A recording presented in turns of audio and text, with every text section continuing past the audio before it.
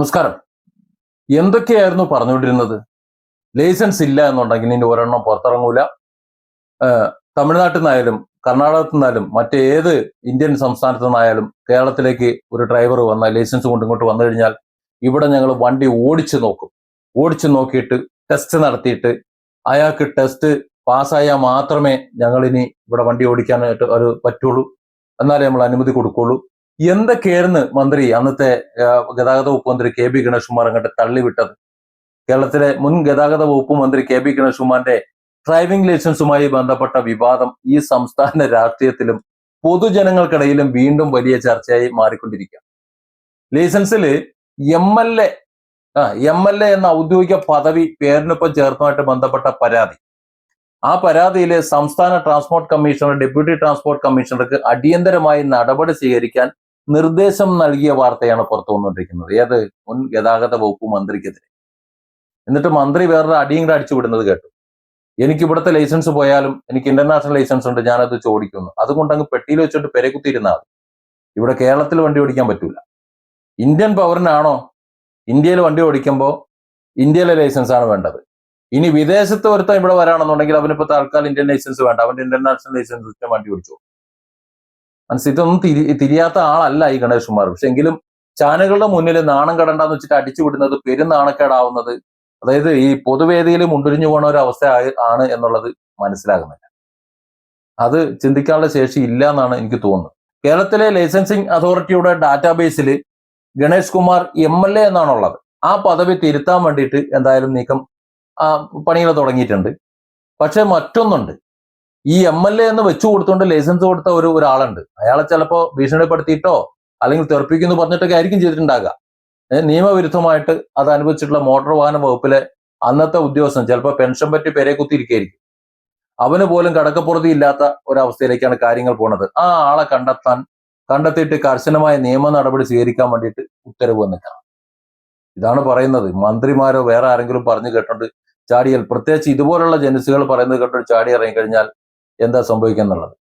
പാലച്ചിറ നവാസ് എന്ന് പറയുന്ന പൊതുപ്രവർത്തകൻ 2025 ഏപ്രിലിൽ നൽകിയിട്ടുള്ള പരാതിയിൽ KB ഗണേഷ് കുമാറിന് 18 വയസ്സ് തികയുന്നതിന് മുമ്പ് തന്നെ നിയമവിരുദ്ധമായി ലൈസൻസ് അനുവദിച്ചായിട്ടുള്ള ഗുരുതരമായിട്ടുള്ള ആരോപണം ഉന്നയിച്ചിരുന്നു. ആലോചിച്ച് നോക്ക്, കേരളത്തില് നമുക്ക് 18 വയസ്സിന് ഒരു ദിവസം ബാക്കിയുണ്ടെങ്കിൽ നമുക്ക് ലൈസൻസ് കിട്ടൂല.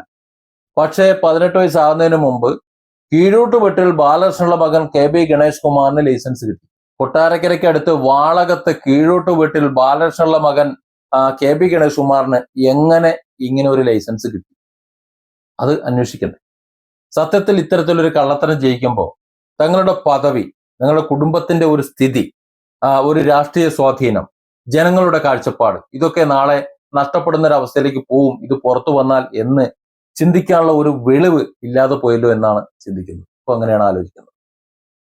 ഏതായാലും അഭിഭാഷകനായിട്ടുള്ള തംസിൽ രാജൻ മെയ് മാസത്തിൽ നൽകിയിട്ടുള്ള മറ്റൊരു പരാതിയിൽ ലൈസൻസിൽ MLA എന്ന ടൈറ്റിൽ തെറ്റായിട്ട് ഉപയോഗിച്ചതിനെതിരെ ആക്ഷേപം ഉയർന്നിരുന്നു. ഈ രണ്ട് പരാതികളുടെയും അടിസ്ഥാനത്തിലാണ് സംസ്ഥാന ട്രാൻസ്പോർട്ട് കമ്മീഷൻ ഇപ്പോ കടുത്ത നിയമ നടപടിയിലേക്ക് നീങ്ങിക്കൊണ്ടിരിക്കുന്നത്.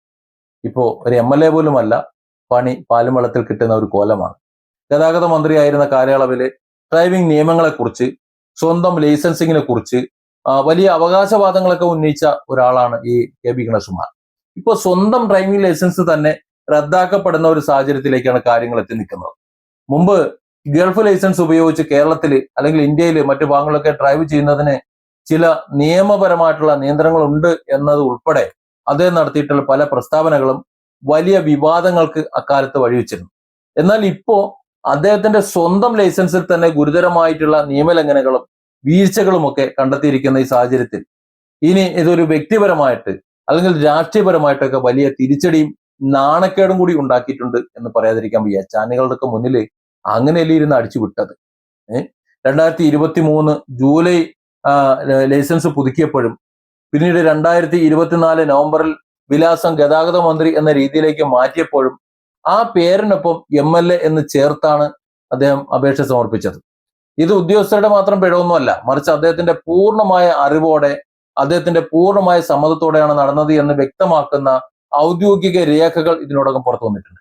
ഔദ്യോഗിക തിരിച്ചറിയൽ രേഖകളിലുള്ള പേര്, ആ പേരിന് കൃത്യമായ അക്ഷരത്തെറ്റില്ലാത്ത രീതിയിലായിരിക്കണം ഡ്രൈവിംഗ് ലൈസൻസിലെ പേരും വിലാസവും എന്ന് മോട്ടോർ വാഹന വകുപ്പിന്റെ വ്യക്തമായ നിയമവും ചട്ടമുണ്ട്. അത് പദവികളോ അല്ലെങ്കിൽ മറ്റ് ടൈറ്റിലുകളോ പേരിന്റെ ഭാഗമായി ചേർക്കാൻ നിയമം അനുവദിക്കുന്നുമില്ല. അതായത് പേര് മാത്രം. ഈ അടിസ്ഥാന നിയമം കാറ്റിൽ പറത്തിയാണ് മുൻ മന്ത്രി തന്നെ ഇത്തരത്തിലൊരു ഒരു ഒരു ചടങ്ങങ്ങട്ട് ഉണ്ടാക്കിയിട്ട് ഒരു വിവാദം സൃഷ്ടിച്ചുണ്ടാക്കി വെച്ചേക്കാം.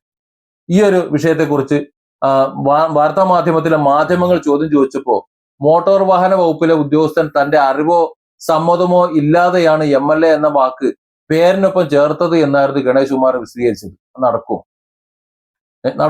എഴുതി കൊടുക്കാതെ നടക്കൂലല്ലോ. ഈ ലൈസൻസ് പുതുക്കുന്നതിനും വിലാസം മാറ്റുന്നതിനുമായി അദ്ദേഹം സ്വന്തം ഒപ്പോടെ സമർപ്പിച്ചുള്ള സത്യവാങ്മൂലവും അപേക്ഷകളും ഈ വാദത്തെ പൂർണ്ണമായും തള്ളിക്കളയുന്നതാ. ഈ സംഭവം കേരളത്തിലെ ഭരണ നേതൃത്വത്തിന്റെ ഉത്തരവാദിത്വ ബോധത്തെയും സുതാര്യതയും ഒക്കെ ഗൗരവപരമായിട്ട് ചോദ്യം ചെയ്യുന്ന ഒന്നാണ്. ഈ നേതാക്കന്മാർക്ക്, മന്ത്രിമാർക്ക്, MLA മാർക്ക് അവർക്കൊരു നിയമം, ഈ സാധാരണക്കാരായ പൗരന്മാർക്ക് വേറൊരു നിയമം. ഇങ്ങനെയാണോ പറയുന്നത്? നമ്മുടെ നീതി വ്യവസ്ഥയിൽ അങ്ങനെയൊക്കെയാണോ ഗതാഗത വകുപ്പ് ഭരിക്കുന്നത്? അതുപോലെ ജനങ്ങൾക്ക് നിയമബോധം പകർന്നു കൊടുക്കുന്ന എനി ടൈം ഏത് സമയത്തും സോഷ്യൽ മീഡിയയിലൂടെ ഇങ്ങനെ തള്ളിവിട്ടുകൊണ്ടിരിക്കുന്ന ഒരു വ്യക്തി, ആ വ്യക്തി തന്നെ മോട്ടോർ വാഹന നിയമങ്ങൾ ലംഘിച്ചു കഴിഞ്ഞാൽ അതൊരു സാധാരണ പൗരന് എന്ത് മാതൃകയാണ് നൽകുന്നത്? അല്ല, ഈ ചോദ്യം പ്രസക്തമായ ചോദ്യമല്ലേ? ഇതിനു പുറമെ അദ്ദേഹം മൈനർ ആയിരുന്ന കാലയളവിൽ 18 വയസ്സാകുന്നതിന് മുമ്പ്, അതായത് നിയമപ്രകാരം ഡ്രൈവിംഗ് ലൈസൻസ് ലഭിക്കാൻ യോഗ്യത നേടുന്നതിന് മുമ്പ് ഡ്രൈവിംഗ് ലൈസൻസ് അനുവദിച്ചു എന്ന ആരോപണം അതീവ ഗുരുതരമാണ്. 18 വയസ്സ് തികയുന്നതിന് മുമ്പ് സ്വാധീനങ്ങൾക്ക് വഴങ്ങി ലൈസൻസ് നൽകിയ ഉദ്യോഗസ്ഥർ. കാരണം അന്നത്തെ മന്ത്രി ബാലകൃഷ്ണപിള്ള എന്ന് പറഞ്ഞു കഴിഞ്ഞാൽ കേരള രാഷ്ട്രീയത്തിലെ അതിശക്തനായ മന്ത്രിയാണ്. എത്ര പേർക്ക് അറിയുമെന്ന് എനിക്കറിയില്ല. കൊട്ടാരക്കരയാണ് അവിടെ ആസ്ഥാനം. കേരളത്തിന്റെ എല്ലാ ഭാഗത്തേക്കും ബസ്സുകളുണ്ട്. കേരളത്തിലെ ഏത് ഡിപ്പോയിൽ നിന്ന് കയറി കഴിഞ്ഞാലും കൊട്ടാരക്കര ഡിപ്പോയിൽ ഇറങ്ങാൻ പറ്റും. അങ്ങനെ ബസ്സുകളുണ്ട്. അങ്ങനെയുള്ള മറ്റ് ഡിപ്പോകൾ ഇല്ല എന്നാണ് എൻ്റെ ഒരു അറിവ്. കാരണം അത്രത്തോളം സ്വാധീനം എല്ലാ മേഖലകളിലേക്കും ചെയ്ത് കൊട്ടാരക്കരയെ അടക്കി ഭരിച്ച, ഒരുപക്ഷെ കേരളത്തെ അടക്കി ഭരിച്ചിരുന്ന ഒരാളാണ്. അപ്പോൾ സ്വാധീനമില്ല എന്ന് പറയാൻ പറ്റൂല. ആ രീതിയിൽ ഉള്ള ഒരാളുടെ സ്വാധീനങ്ങൾക്ക് വഴങ്ങിയിട്ട്, നിർബന്ധങ്ങൾക്ക് വഴങ്ങിയിട്ട് ലൈസൻസ് നൽകിയ ഉദ്യോഗസ്ഥർ അവർ ആരൊക്കെയാണെന്ന് കണ്ടെത്തുകയും അവർക്കെതിരെ അതിശക്തമായ മാതൃകാപരമായിട്ടുള്ള നടപടികൾ സ്വീകരിക്കുകയും വേണം എന്നതാണ് ആവശ്യം. അതുണ്ടാകുമെന്നാണ്, ആ ഒരു അവസ്ഥയിലേക്കാണ് കാര്യങ്ങൾ പോണത്. എത്ര പേര് ജീവിച്ചിരിപ്പുണ്ടെന്ന് ദൈവത്തിനറിയാം. കേരളത്തിലെ പൊതുസമൂഹം ഇപ്പോൾ പ്രതീക്ഷിക്കുന്നത് ഈ വിഷയത്തിൽ നിഷ്പക്ഷവും സുതാര്യമായ ഒരു അന്വേഷണം, കുറ്റക്കാർക്കെതിരെ കർശനമായ നിയമ നടപടികളൊക്കെ കൈക്കൊള്ളും എന്നതാണ്. ഒരു മുൻ മന്ത്രി എന്ന നിലയിലും ഒരു ജനപ്രതിനിധി ആയിരുന്നു എന്ന നിലയിലും ഈ ഗണേഷ് കുമാറിന് ഈ വിവാദത്തിൽ നിന്ന് അത്ര എളുപ്പം ഒഴിഞ്ഞു മാറാൻ പറ്റുമെന്ന് തോന്നുന്നില്ല. അദ്ദേഹം ഈ ഒരു വിഷയത്തിൽ കൃത്യമായ മറുപടി പൊതുസമൂഹത്തോട് പറയണം. ഇപ്പോൾ തുടരുന്ന ഈ മൗനം അത് കൂടുതൽ സംശയങ്ങൾക്കും ആരോപണങ്ങൾക്കും മാത്രമേ വഴിയൊരുക്കൂ. അദ്ദേഹത്തിന്റെ ലൈസൻസ് അന്തിമമായി റദ്ദാക്കപ്പെടുമോ ഇല്ലയോ എന്നുള്ളത് വരും ദിവസങ്ങളിലെ നിയമപരമായിട്ട് നടപടികളുടെ നമുക്ക് അറിയാൻ പറ്റും. എങ്കിൽ പോലും ഈ ഒരു സംഭവം നമ്മുടെ ഭരണ സംവിധാനത്തിലെ അച്ചടക്കമില്ലായ്മയും അല്ലെങ്കിൽ ദൗർബല്യങ്ങളെയും ഒക്കെ വലിച്ചു കീറി പുറത്തിടുന്നതാണ്. ഗതാഗത വകുപ്പ് മന്ത്രി ആയിരുന്നപ്പോൾ നിയമങ്ങൾ കർശനമാക്കുകയും ഹെൽമറ്റ്, സീറ്റ് ബെൽറ്റ് ധരിക്കാത്ത സാധാരണക്കാരെ പിഴയടപ്പിക്കാൻ AI ക്യാമറ ഉൾപ്പെടെയുള്ള സംഭവങ്ങൾ അങ്ങോട്ട് സ്ഥാപിക്കുകയും ചെയ്ത ഒരാൾ തന്നെ സ്വന്തം കാര്യത്തിലെ നിയമലംഘനം നടത്തിയത് വലിയൊരു വൈരുദ്ധ്യമാണ് എന്ന് പറയാതിരിക്കാൻ വയ്യ. കേരളത്തിലെ ട്രാൻസ്പോർട്ട് കമ്മീഷൻ ഇപ്പോൾ സ്വീകരിച്ചിരിക്കുന്ന അടിയന്തര നടപടികൾ സ്വാഗതാർഹമാണ്. പക്ഷെ ഇതൊരു വെറുമൊരു തിരുത്തലിൽ ഒതുങ്ങുമോ എന്നതാണ് ഇപ്പോൾ നോക്കിക്കൊണ്ടിരിക്കുന്നത്. MLA എന്നത് മാറ്റിയിട്ട് KB ഗണേഷ് കുമാർ എന്ന് ലൈസൻസ് കൊടുക്കാം, എന്നാൽ പ്രശ്നം തീരും എന്നാണ്. അങ്ങനെയാണ് ഒരു പക്ഷേ പോകുന്നെന്നുണ്ടെങ്കിൽ ഇതിന് പിന്നിൽ പ്രവർത്തിച്ച ഉദ്യോഗസ്ഥരുടെ ഭാഗത്തു നിന്നുണ്ടായ വീഴ്ചകളെ കുറിച്ച് അന്വേഷണമൊന്നും വരുന്നില്ല എന്നുണ്ടെങ്കിൽ കഷ്ടമാണ്. പക്ഷെ വരണം. ജനപ്രതിനിധികൾ ഒരിക്കലും നിയമത്തിന് മുകളിലല്ല, മറിച്ച് അവർ നിയമത്തിന് വിധേയരാണ് എന്നുള്ളൊരു ബോധം എല്ലാവർക്കും ഉണ്ടാകണം.